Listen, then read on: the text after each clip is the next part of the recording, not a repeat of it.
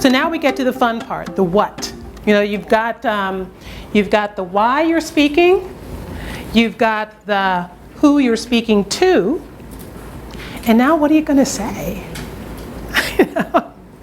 What are you going to talk about? You want to start here. You want to think about there are 3 key messages. Most presentations do not have enough room for more than 3 messages. And if you have more than 3 messages, people are going to forget the 4th one. They're going to forget the 1st one. They're going to forget all of it, because if you give them too much, they're going to remember nothing. So the first 3 key messages are what your listener wants to know. And what you want to think about with that is what's in it for them. Those 3 key messages answer their question, what's in it for them?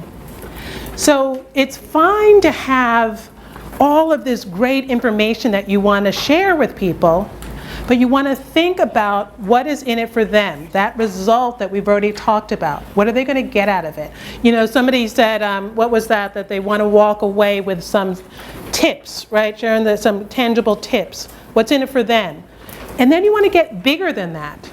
Not only these tips, but what are they going to do as a result of these tips? You know, how is their life going to be different because of what you say?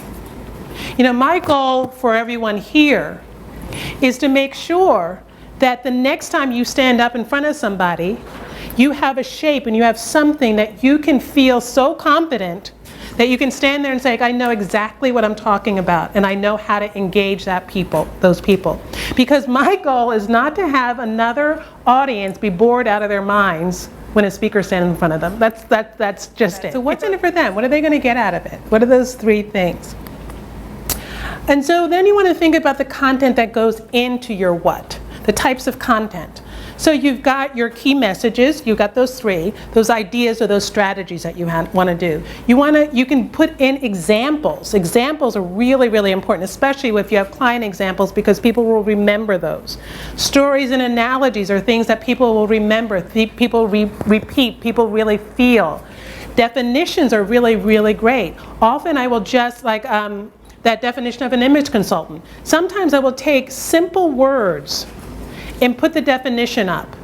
Because when you really look at Webster's dictionary definition of something, you can get a lot of meat from that content. And then you can really create a whole presentation based on that. I mean, I was doing a presentation, I have a great saying that says, how you are perceived is how you are received, which equals what you can achieve, right? So that's what I believe. Ooh, another rhyme, okay. That's what I believe. And for a presentation recently, what I did was I looked at the dictionary definition of perception, and it was amazing. Because there are 2 different definitions of perception. And when you look at perception, there's that perception of like what we see with the senses. And then there's a definition of perception that is like that, the mind, like intuitive, what we feel, what we glean from something. So having those 2 definitions for perception was really great, and that gave me a structure for my presentation. Right? Because I was able to talk about the visual part of it, and then I was able to talk about the mental part of it. And that made that presentation really sing, right? So sometimes dictionary definition is something that will be really wonderful. Quotations are great. Great quotations, old quotations, quotations that people don't know. One of my favorite quotations is, "What you do speak so loud, I cannot hear what you say." That's Ralph Waldo Emerson. What you do speak so loud, I cannot hear what you say. And how true is that? How many times do we say something and it's being completely ignored because you're doing something that is distracting your listener? So finding quotes that can get in their minds, something that is unique, something that is different, something you don't want to use the old tired quotes, unless sometimes you could use a tired quote and put a twist on it. You know, it's like take a tired quote and then use your own twist on it. Replace a word or something like that. Statistics are another really great thing for the body of your content. So how many statistics, like there are so many people that do research now about the statistics of image in the workplace, or like I read recently somewhere, and it was a couple of years ago, about the women who wear makeup are taken more seriously than women who don't. You know, so there's a study there. It's like where does that come from? Where does that come from? Having something like that in the background is one of the really wonderful things that you can do to shore up the information that you're sharing.